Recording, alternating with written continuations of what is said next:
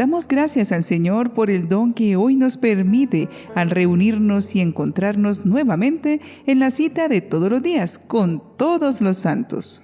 Sean todos bienvenidos a este nuevo episodio del Catálogo Divino, donde las hermanas trovadoras de la Eucaristía desde la ciudad de Pamplona, norte de Santander, les comparten las aventuras, historias y ejemplos de vida de los santos de cada día.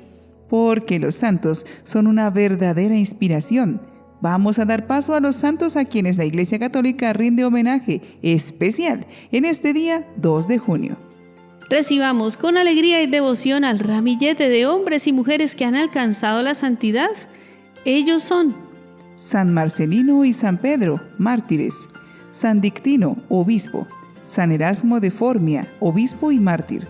San Eugenio I, papa. San Guido de Aquí, obispo. San Juan de Ortega, presbítero. San Nicéforo de Constantinopla, obispo.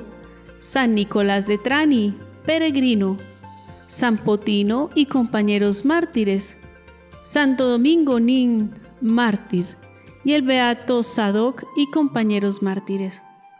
Hoy el Catálogo Divino llega con una historia por partida doble, donde escucharemos el testimonio de 2 hombres valerosos que entregaron su vida en medio de las persecuciones ordenadas por un emperador romano en el siglo IV.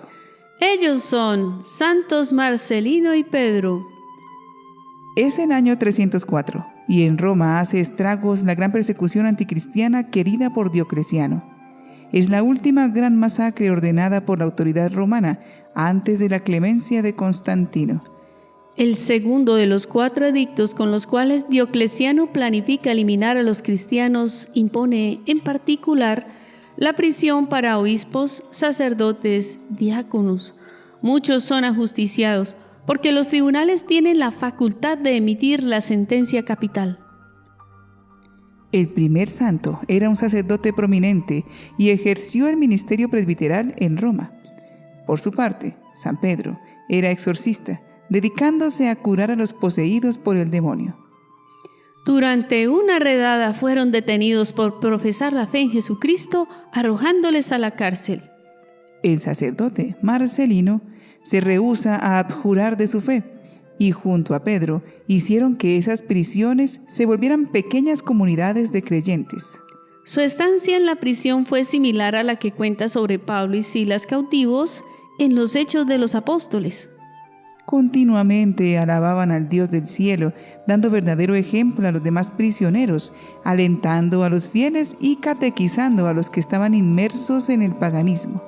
Se dedicaron a predicar con tal entusiasmo que lograron convertir al carcelero y a su mujer y a sus hijos y a varios prisioneros que antes no eran creyentes. Las narraciones hagiográficas con detalles más o menos legendarios refieren milagros como la curación de la hija de su carcelero. Para el juez romano, evidentemente es demasiado y define que los 2 tienen que ser eliminados. Disgustados por esto, los gobernantes les decretaron pena de muerte. Aquí la historia se vuelve más cierta gracias al Papa Dámaso I, que la cuenta algunos decenios más tarde.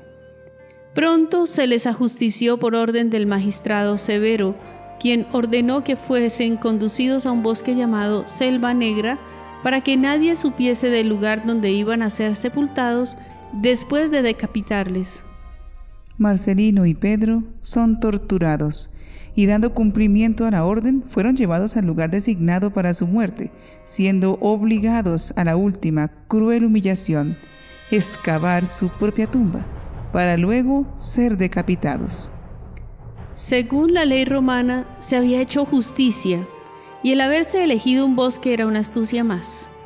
Oscurecer para siempre el lugar de la ejecución, pero lo que se había calculado salió mal. Su forma de morir y su testimonio estimularon al verdugo a convertirse al Dios de Jesucristo. Se convirtió al cristianismo y contó dónde estaban sepultados. Una matrona romana, Lucila, llegó a conocer algún tiempo después el lugar del martirio. Junto a Firmina encuentra los restos mortales de Marcelino y de Pedro, y desde el lugar denominado Selva Negra que luego se llamó Selva Cándida, los hizo trasladar al cementerio llamado Aduas Lauros, hoy en la Vía Casilina, quizá porque estaba marcado por la presencia de 2 laureles. Después el emperador Constantino construyó una basílica sobre las tumbas de los 2 mártires y quiso que en ese sitio fuera sepultada su Santa Madre, Santa Elena. El Papa Dámaso compuso un verso que mandó colocar en la nueva tumba, y cuando los godos lo destruyeron, el Papa Virgilio hizo que se volviera a poner e insertó los nombres de los 2 mártires también en el canon de la misa. Las crónicas antiguas narran que ante los restos de los santos Marcelino y Pedro sobraron numerosos milagros y que las gentes repetían: Marcelino y Pedro, poderosos protectores, escuchad nuestros clamores. Luego tuvo lugar la traslación, más o menos lícita, de las reliquias, pues el Papa Gregorio IV en el año 827 donó los restos de los santos a Eginhard, secretario de Carlomagno. Con el tiempo fueron depositados en la población de Seligenstadt, a 22 kilómetros de Frankfurt, en Alemania. Hoy las iglesias romanas y las catacumbas, aún abiertas, perpetúan la memoria de 2 hombres demasiado grandes para ser eliminados y olvidados, como 2 anónimos tumultos escondidos en el entramado de un bosque.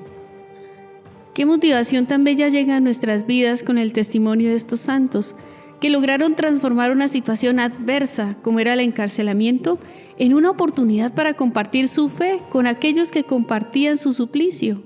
Nosotros nos enfrentamos diariamente a situaciones negativas y a momentos en que nos vemos envueltos en cosas poco deseables o que no son fáciles de sobrellevar.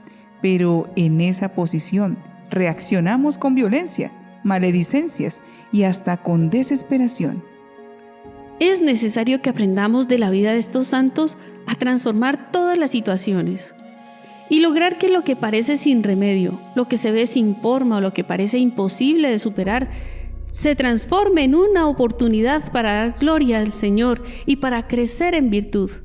Ya sabemos, la próxima vez en la que nos veamos enfrentados a un reto difícil o a una injusticia, debemos actuar como seguidores de Jesús, compartiendo su palabra de misericordia y sembrando perdón. Oremos y pidamos la intercesión de estos santos, para que día a día sigamos el camino firme y certero de la santidad. Señor, tú has hecho del glorioso testimonio de tus mártires San Marcelino y San Pedro nuestra protección y defensa. Concédenos la gracia de seguir su ejemplo y de vernos continuamente sostenidos por su intercesión. Amén. Es probable que jamás nos encontremos ante una amenaza tan cruel como la que vivieron estos santos del siglo IV, o que tengamos que decidir si entregamos o no la vida por creer en Cristo. Pero eso no significa que debemos vivir relajados, creyendo que los asuntos de la fe solo se quedan en el templo y en el rezo. Debemos estar muy atentos, porque cualquier momento es propicio para dar testimonio, en el bus, en la calle, en la tienda, en el trabajo y sobre todo en el hogar. Sí, es muy cierto, sobre todo en el hogar, porque allí con quienes vivimos todos los días, olvidamos dar testimonio de la fe que profesamos.